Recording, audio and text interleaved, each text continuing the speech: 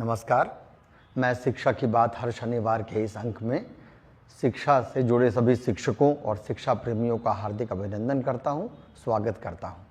आज हम फिर से शिक्षा के लिए शिक्षकों और बच्चों के कुछ प्रश्नों के साथ उपस्थित हैं। हमारे साथ शिक्षा विभाग के अपर मुख्य सचिव डॉक्टर एस सिद्धार्थ आपके प्रश्नों के उत्तर के साथ उपस्थित हैं। मैं आपका अभिनंदन करता हूं, स्वागत करता हूं सर। हम लोगों ने कुछ प्रश्न हमें प्राप्त हुए हैं, कुछ बच्चों के भी हैं और कुछ शिक्षकों के भी हैं। पहला है ज्योति कुमारी SMS डुम्मा शिवहर से हैं। ये कहती हैं सर कि मैंने गौर किया है कि एक दिन 11 बजे रात को आप सक्षमता परीक्षा ट्रांसफ़र का फाइल साइन किए और अगले ही दिन सुबह 8 बजे आपको फ्लाइट उड़ाते देखा गया। सर, आप मुख्यमंत्री के प्रधान सचिव भी हैं, अपर मुख्य सचिव मंत्रिमंडल, शिक्षा विभाग के अपर मुख्य सचिव हैं। सर, इतनी सारी जिम्मेदारियों के साथ आप टाइम मैनेजमेंट कैसे करते हैं? हम सभी शिक्षक और यह शिक्षिका यह जानना चाहते हैं सर। देखिए, टाइम मैनेजमेंट सबको सीखना चाहिए और मेरा मानना है कि जो टाइम का डिसिप्लिन है, विशेषकर शिक्षकों को और स्टूडेंट्स को, ये बहुत ही अच्छी तरह उनको सीखना चाहिए। मैं एक दिन पूर्व ये प्लान कर लेता हूँ कि अगले दिन मुझे क्या क्या करना है, और मन में वो पूरी सारणी रहती है कि सुबह उठ के क्या करना है, फिर दोपहर में क्या करना है, कौन से कार्य कल पूरे करने हैं। तो ये बिल्कुल एक दिन का प्री डिसाइडेड रहता है। ये कोई मतलब वेग नहीं छोड़ देता हूँ कि अच्छा ठीक है, समय मिलेगा तो करेंगे, नहीं मिलेगा तो नहीं करेंगे। ये सब फिक्स्ड रहता है और मैं इसका बहुत ही मतलब सशक्त पालन करता हूँ, 100%। देर रात सोता हूँ ज़रूर, 11-12 बजे तक सोता हूँ और अगले दिन 5 बजे उठ जाता हूँ। तो 5-6 बजे अखबार और ये सब पढ़ने का मौका मिलता है। और मेरा फ्लाइंग टाइम जो है हवाई जहाज़ उड़ाने का 8 से 9 बजे होता है और फिर 9 बजे अपनी वर्दी बदलता हूँ। जो सरकारी वर्दी है, सरकारी कमीज और शर्ट और पैंट पहनता हूँ और 9:15 बजे मैं कार्यालय पहुँच जाता हूँ। सबसे पहले माननीय मुख्यमंत्री जी का कार्यालय जाता हूँ, वहाँ पे कार्य रहते हैं। उसके बाद शिक्षा विभाग का कार्यालय है, इसी बीच मंत्रिमंडल का भी कार्यालय में जाता हूँ। तो सब कुछ समय सारणी अनुसार होता है, इसलिए कभी भी कोई क्लैश नहीं होता है, ओवरलैप नहीं होता है। अपना हॉबी का समय अलग रहता है, कार्यालय का समय अलग रहता है। और मैं सभी से मतलब एडवाइस करूँगा कि कोशिश करें कि टाइम का मैनेजमेंट और टाइम मैनेजमेंट थोड़ा मेंटेन करेंगे सभी, और बच्चों को भी ये बात सिखाएं, क्योंकि बच्चे बचपन से अगर टाइम मैनेजमेंट सीखेंगे तो बाद में जाके मतलब सब कुछ कर पाएंगे। समय पे मैं पेंटिंग के लिए भी समय निकाल लेता हूँ, फोटोग्राफी के लिए भी निकाल लेता हूँ, हर चीज़ के लिए समय निकल जाता है। और अगर टाइम मैनेजमेंट हो तो सब कुछ हो जाता है, और अगर टाइम मैनेजमेंट नहीं हो तो कुछ नहीं होगा। फिर आप कंफ्यूजन में रहेंगे और दुविधा में ही रहेंगे हमेशा। राकेश सर शिक्षक हैं प्राथमिक विद्यालय बड़की बलियारी विक्रम पटना के।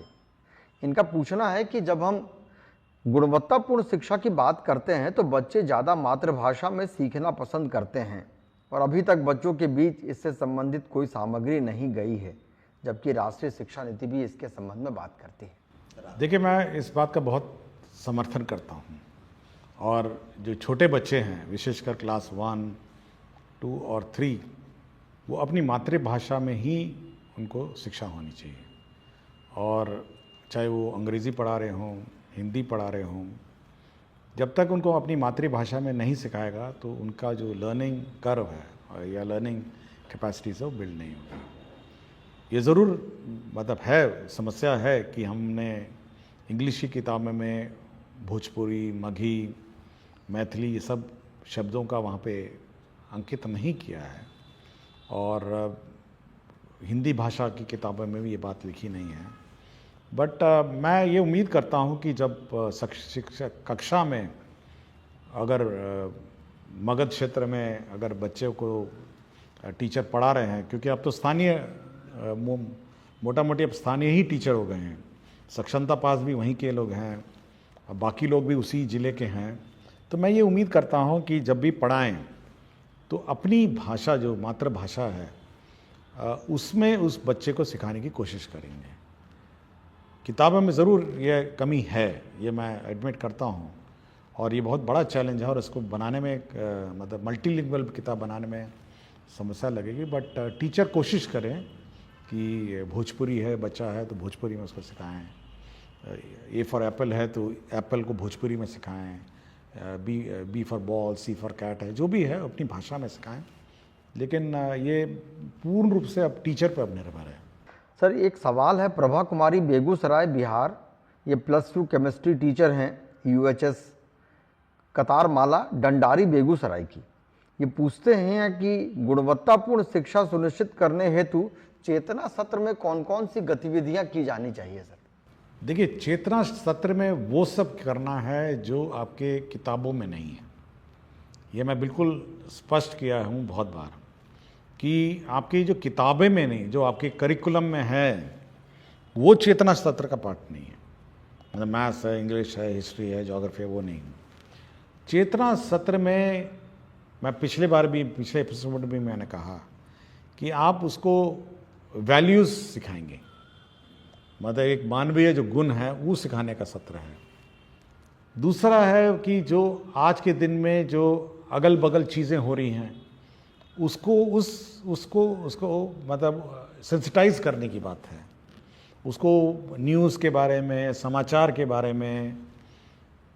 तीसरा है राष्ट्र के प्रति प्रेम और सम्मान की भावना, जैसे राष्ट्रीय गान है या राज्य के प्रति प्रेम और सम्मान की भावना है, तो बिहार गीत है। तो ये सब चीज़ें उसको सिखाना है, और एक साथ कतार में खड़े होके प्रार्थना करना, एक साथ और बच्चों को संबोधन, मतलब जब बच्चे कोई ना कोई क्लास में एक बच्चा सुनाता है, कोई भी का वक्तव्य अपना देता है, तो लीडरशिप क्वालिटीज़ हैं, तो ये सब सिखाने का सत्र है। क्लासरूम का जो सब्जेक्ट है वो उससे बहुत ही भिन्न है, और इसलिए मैं बार बार कह रहा हूँ, मैं सभी टीचर से कहता हूँ, क्योंकि हमको हमेशा ये चिंता रहती है, क्योंकि ये पहला सत्र है, अगर टीचर हल्का सा भी लेट हो जाए तो ये सत्र अफेक्ट हो जाता है। देखिए, बाकी सत्र तो बाद में आता है, वो आधा घंटे बाद आता है, अटेंडेंस तो मोटा मोटी इसी बीच में होता है। तो हमको हमेशा ये चिंता रहती है कि चेतना सत्र में लापरवाही नहीं हो, और ये समय पे शुरू हो, समय पे ख़त्म हो। हम लोगों ने माइक, म्यूज़िक सिस्टम, बैंड, सबका लिए हम लोगों ने प्रोविज़न किया हुआ है। इसलिए चेतना सत्र मैं अनुरोध करूंगा टीचर से कि भाई इसको बहुत गंभीरता से लें, और बहुत ही मतलब ये बहुत इंपॉर्टेंट सत्र है। शिक्षक ने पूछा है सर कि NEP 2020 के अनुसार 25-26 तक कक्षा 3 तक के सभी बच्चों को निपुण बना देना है। एक निपुण भारत कार्यक्रम भी चल रहा है सर, अर्थात उन्हें वर्ग सापेक्ष दक्षता प्राप्त करवा देनी है। इस महत्वाकांक्षी उद्देश्य की पूर्ति के लिए विभाग कौन कौन से उपाय कर रहा है? देखिए, सारे कर रहे हैं। देखिए, FLN किट्स हैं अब हमारा, और रिविजन्स हैं, टेस्ट हैं, और जब तक जूनियर क्लासेस में वो निपुण नहीं होंगे, सक्षम नहीं होंगे, तो सीनियर क्लासेस में ड्रॉप आउट्स बहुत बड़ी हो जाएगी। इसलिए जो पहला इनिशियल क्लासेस हैं उस पर ज़्यादा हम लोग का ध्यान है, और एक बार पकड़ ले वो मतलब रफ्तार पढ़ाई और शिक्षा का, तो ड्रॉप आउट्स भी उतना कम हो जाएगा। तो मेन फोकस हम लोग का वही है, क्लास 1 to 8। सर एक शिक्षक ने पूछा है सर कि विभाग से कई टोल फ्री नंबर जारी किए गए हैं, परंतु बहुत बार फ़ोन करते रहने पर भी कोई बार उत्तर प्राप्त नहीं होता है, ऐसे में हमें क्या करना? देखिए, टोल फ्री नंबर वही है जो वेबसाइट पे है, विभाग के वेबसाइट पे जो नंबर है वही टोल फ्री नंबर है, और उस टोल फ्री नंबर मल्टीपल वहाँ पे 30 टेबल रहते हैं, 30 लोग उसको उठाते हैं, कॉल को रिकॉर्ड करते हैं, उसका हर आवेदन पत्र चेक होता है, उस पर क्या अनुपालन हुआ चेक होता है। इसलिए मल्टीपल टोल फ्री मत खोजने की कोशिश करिए, आप वेबसाइट में जो टोल फ्री नंबर है उसी को डायल करिए और अपना कंप्लेंट वहीं पे रिकॉर्ड करिए। एक शिक्षक ने पूछा है, कभी कुछ दिन पहले ही आपने कहा कि प्रत्येक शिक्षित व्यक्ति की जिम्मेदारी है कि वो अशिक्षित को शिक्षित बनाए, एक शिक्षक को छोड़कर अन्य शिक्षित व्यक्ति यह कैसे सुनिश्चित कर सकता है? देखिए, ये बाबा साहब डॉक्टर भीमराव अम्बेडकर जी का कथन है, और 14 अप्रैल को एक कार्यक्रम में गया था मैं।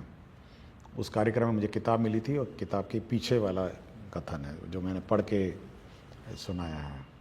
और देखिए, टीचर तो शिक्षित हैं जो शिक्षा ग्रहण कर रहे हैं, लेकिन समाज में बाकी लोग भी तो शिक्षित हैं ना। आपके मुखिया जी हैं, वार्ड सदस्य हैं, जीविका हैं, तो सब लोगों का अगर आप शिक्षा प्राप्त करते हैं तो ये आपकी जवाबदेही है और आपकी रिस्पॉन्सिबिलिटी है कि बाकियों को भी आप शिक्षित बनाएंगे। देखिए, बहुत ही सिंपल ही मांग रहा हूँ मैं, कोई बहुत बड़ी डिमांड नहीं है मेरी। मैं इतना ही कह रहा हूँ कि भाई जो बच्चा बाहर घूम रहा है या बच्चा ड्रॉप आउट है उसको वापस स्कूल में लाइए, इतना ही कर दीजिए, बहुत है। मैं कोई बहुत बड़ी चीज़ नहीं मांग रहा हूँ एक शिक्षक व्यक्ति से। बच्चा बगल में मोहल्ले में घूम रहा है बाहर, उसको आप समझा बुझा के स्कूल में भर्ती करा दीजिए, इतना ही मेरी डिमांड है। और इतना ही करिए ना, बाकी कुछ मत करिए, आप इतना ही कर दीजिए। बाकी वो बच्चा एक बार शिक्षित हो जाएगा, वो अपने में संभल जाएगा। जी, बहुत उपयोगी है सर। कि सर, एक शिक्षक ने पूछा है कि कई शिक्षक अपनी लेखनी या नवाचारी मन के कारण सोशल मीडिया पर बहुत प्रसिद्ध होते हैं, परंतु उस नवाचार को अपने वर्ग कक्ष तक ले जाने में असफल रहते हैं। इस सिचुएशन को डील करने हेतु तो आपका क्या सुझाव है सर? देखिए, बार बार मुझे डायरेक्टर SCERT से मेरी बात होती है और मेरे ख्याल से हर 1 महीने में उनका इस पर मेरे से डिस्कशन हो जाता है। और मैं बार बार उनको ये चिंता व्यक्त करता हूँ कि भाई ट्रेनिंग तो बहुत अच्छा कर देते हैं, FLN भी बहुत अच्छा बना लेते हैं, लेकिन यह वहाँ क्लासरूम परिवेश में क्यों नहीं दिखता है? मतलब जब क्लासरूम में जाता है तो ये परिवर्तन कैसे हो जाता है? आप या तो आपका ट्रेनिंग मेथोडोलॉजी गलत है। ऐसा नहीं है ना कि हम FLN यहाँ बनाएं, मान लिया उस दिन 110 FLN थे और क्षेत्र में जाएंगे, हो सकता है उसमें 110 में 60 हो, 40 नहीं हो पाए। तो बार बार मैं SCERT को ये बोलता हूँ, भाई ट्रेनिंग जब आप करते हैं और ट्रेनिंग मेथोडोलॉजी करते हैं तो आप ये ध्यान रखें कि जो आप पढ़ाते हैं वो स्कूल में इम्प्लीमेंट हो रहा है, यह सुनिश्चित करेंगे। और ये भी कहा है कि हर जो फैकल्टी है उसके साथ आप 2 स्कूल अटैच करेंगे। वो अपने जो प्रयोग है FLN का प्रयोग, वो देखेगा कि जिस टीचर को हमने ट्रेनिंग दिया था वास्तव में वो पढ़ा रहा है, नहीं पढ़ा रहा है जिस प्रकार की ट्रेनिंग उसको दी गई है, या अपने मर्जी से फिर शुरू हो गया। तो ये चिंता मेरी है कि सोशल मीडिया में बहुत सारे नवाचार हैं, FLN किट्स भी हैं, FLN मेथोडोलॉजीज़ भी है, लेकिन ये स्कूल में वास्तव में ये वहाँ पे है या नहीं है, हो रहा है या अलमारियों में बंद है या डब्बों में बंद है, ये मेरी बहुत चिंता है और इसका मैं समाधान निकालने की कोशिश में लगा हूँ। बहुत स्वाभाविक है सर। सर, एक प्रश्न पूछा है शिक्षक ने कि 100% नामांकन के लिए अभी नामांकन पखवाड़ा भी चल रहा है और यह शैक्षणिक सत्र की सबसे महत्वाकांक्षी उद्देश्य भी है। इसके डेट को अभी एक्सटेंड करके सर 22 अप्रैल तक किया गया है। वो पूछ रहे हैं कि सर हम शिक्षक ऐसा क्या करें कि जिससे नामांकन में तेजी आए? देखिए, तेजी में क्या, आपका पहले तो मीटिंग, मैंने पहले ही कहा है, आप मुखिया जी को ये मीटिंग करेंगे, वार्ड सदस्य को मीटिंग करेंगे, गांव में आंगनवाड़ी सेविका मीटिंग करेगी, आपके जीविका दीदी मीटिंग करेंगे, बच्चों की प्रभात फेरी निकालिए, आप स्कूल को इतना अट्रैक्टिव कर दीजिए कि मतलब बच्चे देखने आए स्कूल में क्या हो रहा है। तो जब एक्साइटमेंट लेवल स्कूल का बढ़ेगा तो बच्चे अपने आप आ जाएंगे। मतलब कभी कभी मैं सोचता हूँ कि कभी कोई JCB गांव में आ जाता है, उसको देखने के लिए 15-20 लोग इकट्ठा हो जाते हैं, मतलब एक्साइटेड हो जाते हैं कि कुछ चीज़ हो रहा है या स्कूल में हो रहा है। तो जैसी स्कूल में वो एक्साइटमेंट है, अटैचमेंट है, या स्कूल में कोई इवेंट हो रहा हो, माइक, देखिए एक चीज़ मैंने सबको कहा है कि शुरू में 6:30 बजे स्कूल है, आप एक ही काम करिए, कुछ नहीं करना है, आप जोर जोर स्कूल का गाना चलाइए, जोर जोर परेड करिए, जोर जोर अपना स्कूल में वक्तव्य दीजिए, ताकि पूरे गांव में आवाज जाए कि स्कूल शुरू हो गया। और कोई बच्चा बाहर घूम रहा है या उसका माता पिता सुनेगा ना, तो वो अपने बच्चे को देखेगा, कहेगा कि नहीं इस बच्चे को तो स्कूल में जाना है, बाकी बच्चे तो पहुंच गए। तो ये माइक है, बड़ा एम्पलीफायर ले लीजिए ना, बड़े बड़े एम्पलीफायर ले लीजिए, लेकिन ऐसा आवाज करिए पूरे गांव मोहल्लों में कि अगल बगल सारे माता पिता को पता चल जाए कि 6:30 बजे स्कूल शुरू हो गया है, अब स्कूल की गतिविधि शुरू हो गई है, प्रार्थना शुरू हो गया है, आपका राष्ट्रीय गीत हो रहा है या आपका कोई वक्तव्य सुनाया जा रहा है। ये जो आप पूछ रहे थे पहले कि चेतना सत्र का क्या उद्देश्य है, चेतना सत्र का उद्देश्य ये है कि चेतना स्कूल के अंदर ही नहीं बल्कि स्कूल के बाहर भी चेतना करना, और अगल बगल जितने माता पिता हैं उनको अपने लगे अंदर कि भाई मेरा बच्चे को तो होना चाहिए समय, लेट भी नहीं पहुंचाएगा कि भाई जैसी आवाज आएगी तो बच्चा सो भी रहा होगा तो उठा के उसको भेज देगा कि भाई तुमको तो 6:30 बजे स्कूल शुरू हो गया है, और या कहीं ड्रॉप आउट होगा तो उसको भर्ती कराएगा। तो उस चेतना सत्र में माइकिंग का, आवाज का, मतलब उसका प्रयोग किया जाए और फुल वॉल्यूम में प्रभात फेरी निकाली जाए, माइक लगा के मुखिया जी का मीटिंग कराया जाए, वार्ड सदस्य का मीटिंग कराया जाए, जीविका बिल्कुल हिला दिया जाए, मतलब गांव का जो वातावरण है उसको इतना चार्ज कर दिया जाए कि सारे बच्चे स्कूल आ जाएं। बिल्कुल बच्चे भाग के आए स्कूल। हाँ, मतलब जब एक्साइटमेंट होगा तो सब आ जाएगा ना। अब आपको उम्मीद करेंगे कि हाँ एक तो शांति से वातावरण में स्कूल चल रहा है, आप उम्मीद करेंगे कि अच्छा हम अपना बच्चा लेके जाएंगे, अच्छा कल, आज नहीं तो कल ले जाएंगे, कल नहीं तो परसों, करते करते करते गया। फुल वॉल्यूम में गीत बजाइए, स्कूल में गीत बजाइए, फुल वॉल्यूम में प्रार्थना चलाइए, पूरा गांव का माहौल को ना हिला दीजिए माइक से। विभिन्न धर्मों में भी है, होता है ना, मस्जिद में अजान होती है, मंदिर में आरती होती है, कितना अट्रैक्शन हो जाता है किसी भी मनुष्य को कि बस जाके प्रार्थना या इबादत करनी है, तो वो पैदा करना पड़ेगा स्कूल को। एक मंजीत कुमार शिक्षक हैं सर, राजकीय मध्य विद्यालय माधोपट्टी के। आजकल बच्चे मोबाइल में बहुत अधिक समय बिताते हैं, क्यों नहीं मोबाइल आधारित शिक्षण सामग्रियां शिक्षा विभाग द्वारा ऑनलाइन उपलब्ध करवाया जाए ताकि वे घर पर भी सीखना जारी रख सकें। क्या इस तरह के मोबाइल आधारित शिक्षण सामग्री में मूल्यांकन की व्यवस्था भी हो सकती है?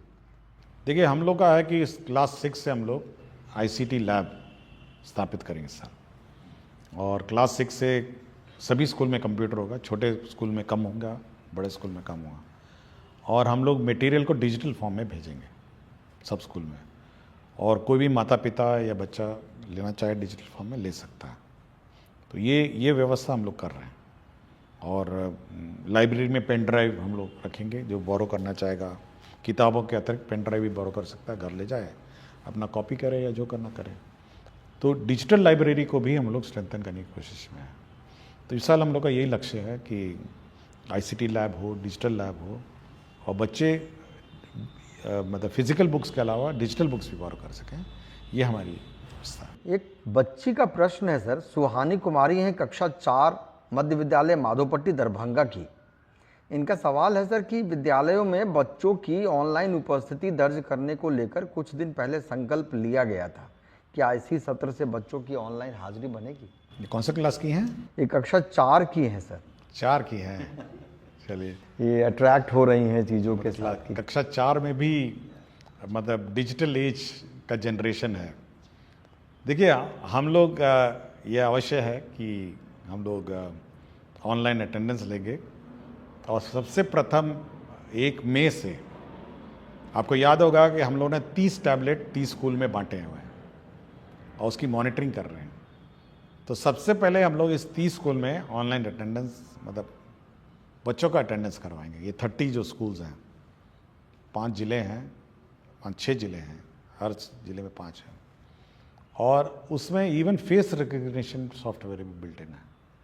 तो बच्चा अपना रजिस्टर करेगा, टीचर भी रजिस्टर करेंगे, और अटेंडेंस, ग्रुप अटेंडेंस होगी बच्चों की और टीचर की भी, और ऑटोमेटिकली वो सॉफ्टवेयर जो है वो इनके लाइब्रेरी फ़ोटो से उस फोटो को मिलान करेगा और टीचर का अटेंडेंस शीट बना देगा और बच्चों का अटेंडेंस शीट बना देगा कि कौन बच्चे उपस्थित हैं, कौन बच्चे उपस्थित नहीं हैं।